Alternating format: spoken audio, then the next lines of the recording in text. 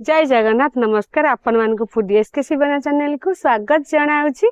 दर्शक बंधु आज आम बनइबा पियाज और कंचा आलू रे स्वादिष्ट रेसिपी बिल्कुल नुआ रेसिपी बनाबो। मु केमती बनाउछि रेसिपी टाको प्रथम शेष पर्यंत देखंतु स्किप करंतुनी। पूरा मुडमुड मुसमुसिया रेसिपी आपण मानको भल लागले ओर कमेंट माध्यम जणाइबे। चलंतु हम रेसिपी आरंभ करिबा। दर्शक बंधु देखंतु मु पियाज दुइटी नै जाइछि, आलू नै जाइछि। आलू टिके हम छोट साइज नेबा, कंचा आलू आ पियाज टिके बड़ साइज नबा। आपण मन जदि अधिक बनिया चाहते से अनुसार नेबे। माजी चलंतु दुइटी पियाज दुइटी कंचा आलू रे बना हबो। आमे प्रथम कोन करबा आलू टा चोपा छड़ेगिरी काटी दबा, पियाज भी काटी दबा। दर्शक बंधु गोटे ग्राइंडर जार नै जिबा। आमे सेतरे देखंतु आलू तो कम एमती खंड खंड काट देछि, भल से धोई देछि चोपा छड़ेगी। आमे आकु सब ए ग्राइंडर जार रे नै जिबा। जेतिके सब काटी जाय रेसिपी टा स्किप करंतुनी, संपूर्ण देखंतु सहज रेसिपी टा। देखंतु पियाज मु दुइटा जो नेइतली काट देछि, एमती बड़ साइज खंड खंड करबा। तापरे देखंतु अदा नै छोट खंडे आकु सब प्रथम ए ग्राइंडर जार रे नै जिबा। कंचा लंका आमे चारटा नेइकिरी हम चिकन किरी बाटी आनिबा। पानी दबानी आदे कना पियाज टे पानी अंश थाए, आलू रे भी थाए। दर्शक बंधु कड़ाई बसई देछि, आमे सेतरे 2 चम्मच रिफाइन तेल नै जिबा। आ तेल टिके गरम हबा को दबा। आधा चमच जीरा नै जिबा, जीरा फुटीबा को दबा। दर्शक बंधु देखंतु जीरा फुटी गलानी, हम पियाज आलू पेस्ट को पकेई दबा।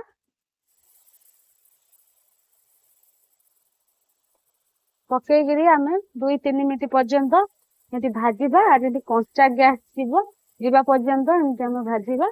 आउ जो ग्राइंडर जार लागि अल्प टिके धोईगिरी से पानी देई दबा। दर्शक बंधु देखंतु 3 मिनिट हेलानी, मु भल कि ताको तेल रे भाजी देइछि। आमे सेतरे गोटे गिना पानी देई दबा।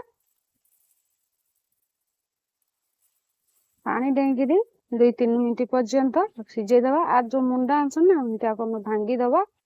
खेले देली सब भी गुंड हो जीवो। एथरे कला जीरा आधा चमच पकेई दबा, लंका गुंड आधा चमच पकेई दबा। जे नेछि काश्मीर लंका गुंड, आ कंचा लंका बटा हेछि टे कलर पई हम काश्मीर लंका गुंड नै जिबा।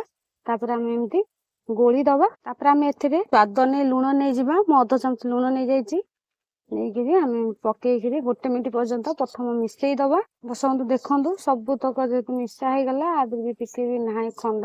आमे सेतर कोन करबा, गोटे गिना रु अध गिना हम सुजी एमती अल्प अल्प एमती पकेई दबा। पकेई गिरी हम सुजी आलू पियाज को जंती दबा।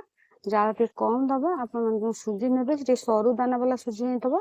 आ मोटा दाना वाला हम ग्राइंडर जार रे गुंड करी गिरी नै जिवे। देखंतु आमे एमती सुजी की आ सबु जगह मिसई गिरी प्रथम आमे जंती दबा। दर्शक बंधु देखंतु जंता हेई आसलानी। आमे ए अनुसार पानी दबा। पियाज आलू रे पानी अंश थाए, हम पानी टिके अल्प दबा।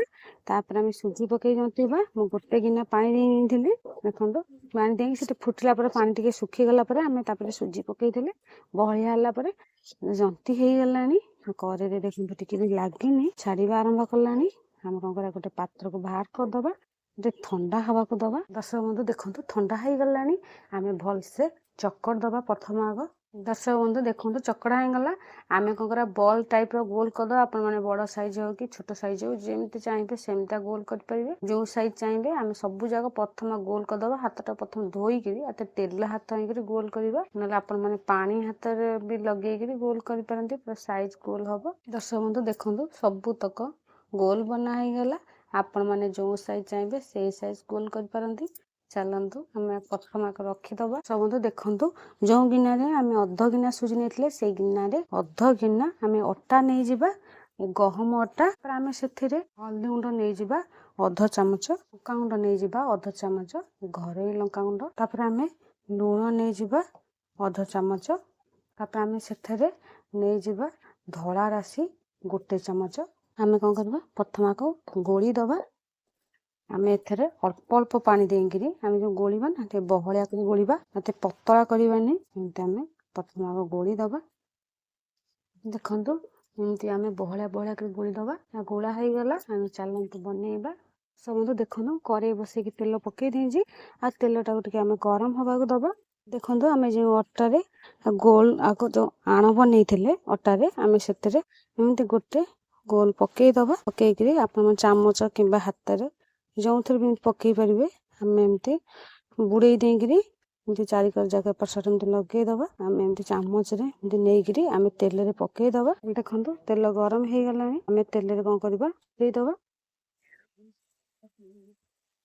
ସେମିତି ଆଉ ଗୋଟେ ସେମିତି ବଲ୍ ନେଇକି ସେମିତି ଆମେ ଅଟା ଆଣରେ ତାକୁ ଭିଜେଇ ଦେଇକିରି ଆମେ ସେମିତି ଚାମଚ ସାହାଯ୍ୟରେ ପକେଇଦବା, ଜାଳ ଟିକେ କମ ଦବା, ଯେମିତି ଟିକେ ସିଝିବ। ଆମେ ଯେତିକି ଏତେ ତେଲ ପଡିଛି ସେଇ ଅନୁସାରେ ଯେତିକି ଆବଶ୍ୟକ ଆମେ ସେତିକି ତେଲରେ ଏମିତି ପକେଇକି ଦବା। ତାପରେ ଦେଖନ୍ତୁ ସେଠି ଦାଗ ଲାଗିଗଲେ ଆମେ ଏପଟ ସେପଟ ଲଉଟେଇବା। ଆମେ ଦାଗ ନ ଲାଗିଲେ ଆମେ ଲଉଟେଇବାନି, ଲଉଟେଇଲେ ସେଟା ଫାଟି ଯାଇପାରେ, ସେଥିପାଇଁ ଆମେ ଟିକେ ଦାଗ ଲାଗିଲେ ଲଉଟେଇ ଦବା ଆଉ ଜାଳ ଟିକେ କମ କମ ଦବା।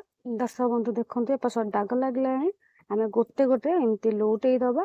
ଆମେ ପିଠା ଖରିକା ସାହାଯ୍ୟରେ, ଆପଣମାନେ ଡାଲି ଚଟୁ ସାହାଯ୍ୟରେ ଲଉଟେଇ ପାରନ୍ତି। ଏମିତି ଏପଟ ସେପଟ କରିଦବା, କମ ତେଲ ପକେଇକି, ଆପଣମାନେ ଚାହିଁଲେ ଯଦି ଅଧିକା ତେଲ ପକେଇବେ ବୁଡିବା ପର୍ଯ୍ୟନ୍ତ, ତାହେଲେ ଡାଲି ଚଟୁରେ ଆରାମରେ ଆପଣମାନେ ଲଉଟେଇ ଦେଇ ପାରନ୍ତି। ଏମିତି ଆମେ ଯାହା ସବୁ କରୁଛେ ଏମିତି ସବୁତକ ଏମିତି ଲଉଟେଇ ଦବା। ଦର୍ଶକ ବନ୍ଧୁ ଦେଖନ୍ତୁ ଆମେ ଏମିତି ଲାଲ କରିକି ଛାଣିବା।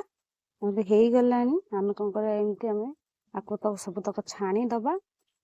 କେତେ ସୁନ୍ଦର ଭାବରେ ଫୁଲିଛି, ବିନା ଇନୋ ସୋଡା ବି କିଛି ପଡିନି। ଏମିତି ଆମେ ସବୁତକ ବାହାର କରିଦବା। ସବୁତକ ଛାଣିଦେଲେ ସେମିତି ଆମେ ବଲ୍ ତକ ସେମିତି ଆଉ ଗୋଟେ ଗୋଟେ ଏମିତି ପକେଇବା। ଆଉ ଯାହା ଅଛି ଏମିତି ସବୁତକ ପକେଇଦବା। ଆମେ ଯେତିକି ତେଲର ଆବଶ୍ୟକ ଯିବ ସେତିକି ଏ ବଲ୍ ତକ ଏଥିରେ ପଡିବ।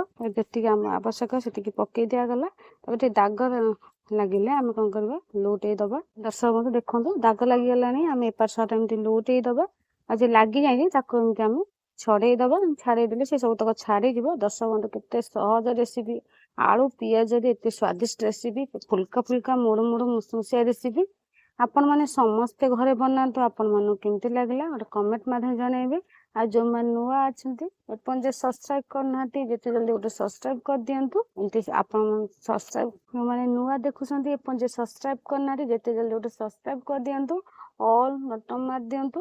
ଆଉ ମୁଁ ଯାହା ସବୁ ବନେଇଛି ପୁରା ସହଜ ରେସିପି, ଆଉ ଆପଣମାନେ ସମସ୍ତେ ବନେଇ ପାରିବେ, କିଛି ବି କଷ୍ଟ ନୁହଁ। ଘରେ ଯେକୌଣସି ଜିନିଷ ଅଛି ମୁଁ ସେଥିରେ ବନେଇଛି। ଏମିତି ଆମେ ଏପଟ ସେପଟ ଏମିତି ଲଉଟେଇ ଦବା। ଦର୍ଶକ ବନ୍ଧୁ ଦେଖନ୍ତୁ ଏମିତି ଲାଲ ହବା ପର୍ଯ୍ୟନ୍ତ ଛାଣିବା। ଆମେ ଏମିତି ବାହାର କରିଦବା। ଏ ସବୁ ହେଇଗଲାଣି, ଟିକେ କଡାକେ ଛାଣିଲେ ସେ ଟିକେ ମୁଡମୁଡ ମୁସମୁସ ହବ। ଆଉ ଜାଳ ଟିକେ କମ ଦେଇକି ଛାଣିବା, ପୋଡିଯିବ କିନ୍ତୁ ଭିତର ହବନି। ସେଥିପାଇଁ ଜାଳ ଟିକେ କମ ଦବା।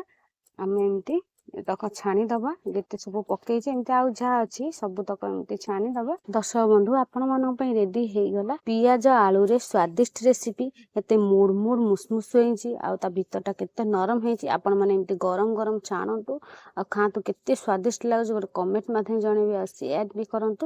ଆପଣ ମାନଙ୍କର ଏମିତି ଭଲ ପାଇବା ଆଶୀର୍ବାଦ ରହିଲେ ମୁଁ ଆଗକୁ ଅନେକ ନୂଆ ନୂଆ ରେସିପି ନେଇକି ଆସିବି। ବର୍ତ୍ତମାନ ରହୁଛି, ଜୟ ଜଗନ୍ନାଥ, ନମସ୍କାର, ଧନ୍ୟବାଦ।